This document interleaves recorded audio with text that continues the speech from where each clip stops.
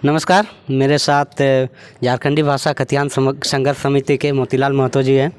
तो चलिए इनसे पूछते हैं आज जो कार्यक्रम यहाँ फुसड़ों में रखा गया है, तो ये कार्यक्रम किस लिए रखा गया है, इसका मकसद क्या है? देखिए, हम लोगों ने शुरू किया है उलगुलान 3.0।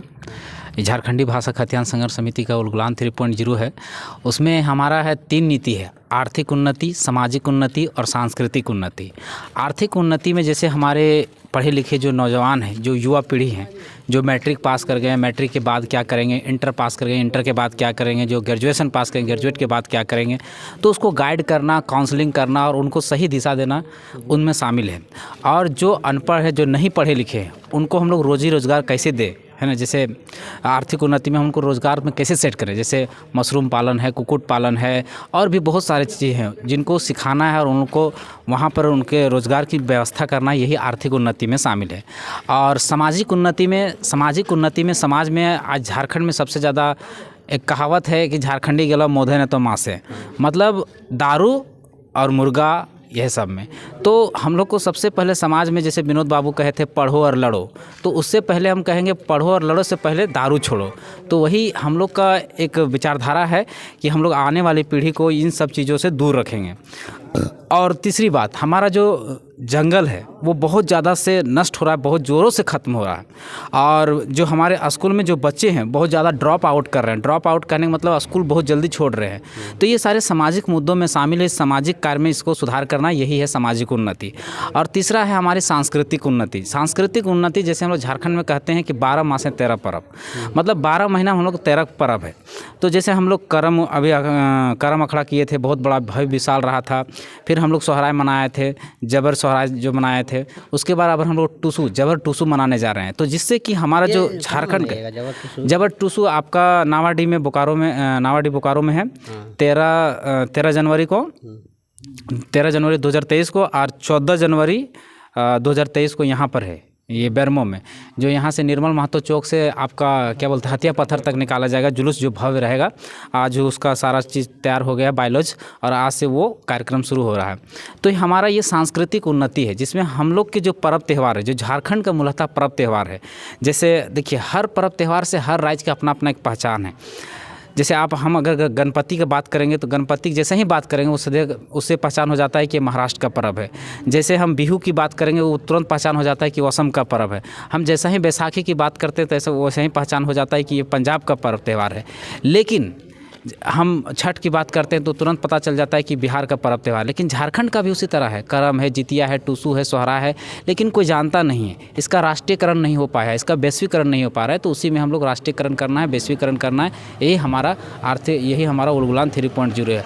और उसी क्रम में आज हम लोग झारखंडी भाषा खतियान संघर्ष समिति का प्रखंड स्तरीय विस्तार करने आए हैं, ताकि हमारा पता चले कि हम लोग कहाँ तक फैले हैं, हमारा कहाँ तक कैडर पहुँचा है, हमारी संगठन जो है कहाँ तक पहुँची है। उसी के लिए आज हमारा प्रखंड विस्तार है।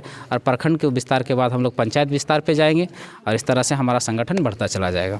बहुत से लड़के मेरे चैनल पर कमेंट करते हैं कि आप बेरोजगारी का बात नहीं बोलते हैं। बेरोजगारों के लिए क्या बोलना चाहिएगा? यहाँ बेरोजगारी झारखंड में बहुत ज़्यादा है। देखिए, बेरोजगारी तो है। जब तक सरकार की नीति स्पष्ट नहीं रहेगी, बेरोजगारी बढ़ेगी। इसका 2-3 कारण है। पहला कारण है कि स्थानीय नीति, हर राज्य का अपना अपना स्थानीय नीति होता है। स्थानीय नीति से परिभाषित होता है कि झारखंडी कौन है, बिहारी कौन है, गुजराती कौन है, मराठी कौन है, ये परिभाषित होता है।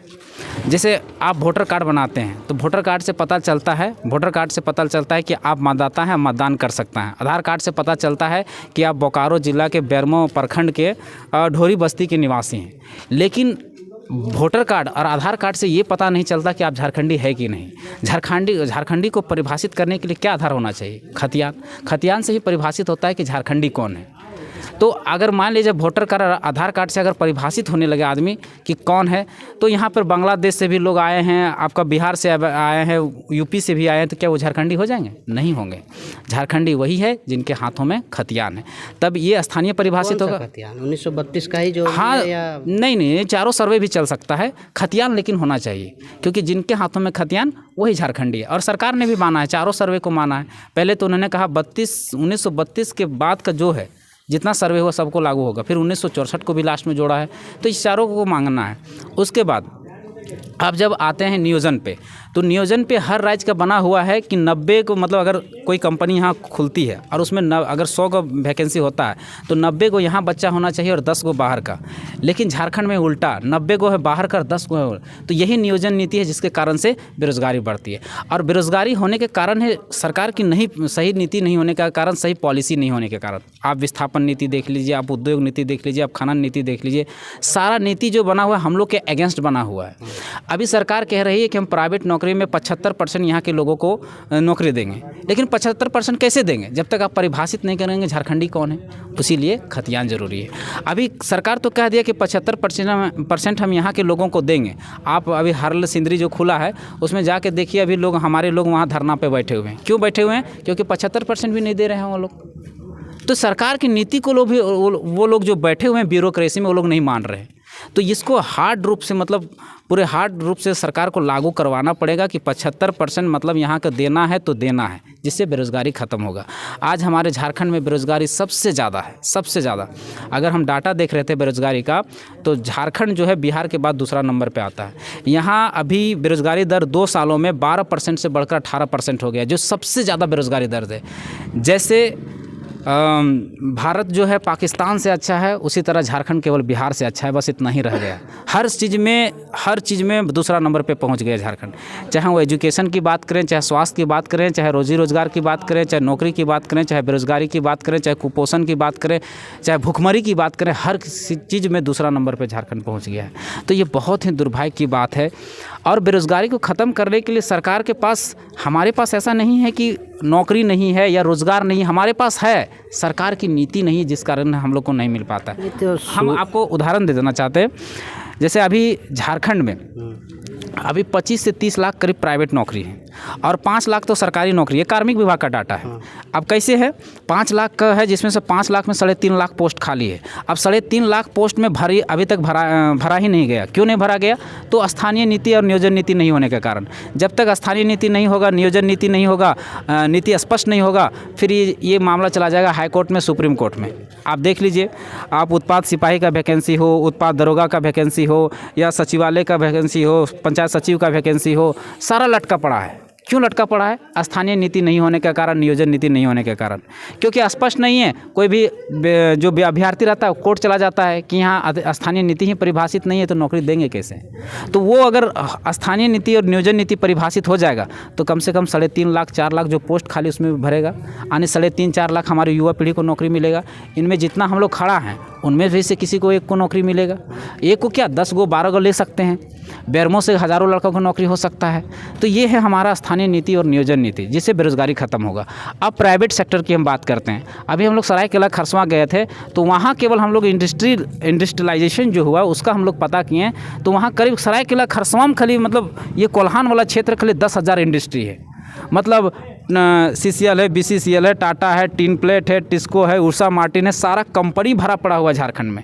और उतना रोज़गार होने के बाद भी हम लोग बेरोज़गार है। तो हमारे दुर्भाग्य, हमारी सरकारों की दुर्भाग्य के कारण ही हम लोग ऐसा हो रहे हैं।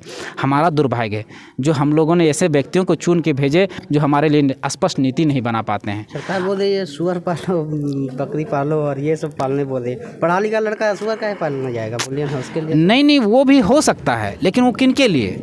आप PG जो किया हुआ है, PhD जो किया हुआ है, उनको बोलिएगा सुअर पालने, मुर्गी पालने, तो नहीं ना पालेगा।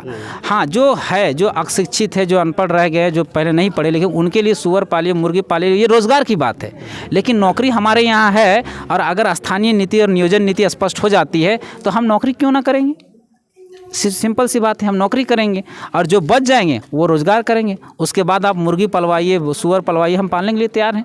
लेकिन पहले हमारे लिए जो रोज़गार की व्यवस्था है, जो नौकरी की व्यवस्था है, वो तो कर लीजिए। उसके लिए तो नीति बना दीजिए। उसके बाद अगर हम बच जाएंगे, अगर हम नौकरी ना ले पाएँ तो हम खुद सुअर पालेंगे, हम खुद मुर्गी पालेंगे, हम खुद बकरी पालेंगे। आपको बोलने की ज़रूरत थोड़े है। लेकिन जब हमारा उम्र बचा हुआ है, जब हम एजुकेटेड हैं, जब हमारे अंदर टैलेंट है तो जाएंगे, और टैलेंट नहीं रहेगा तो बाहर रहेंगे, और बाहर रहेंगे तो हम सुअर पालेंगे। लेकिन पहले जब अभी टैलेंट है तो हम उसका इस्तेमाल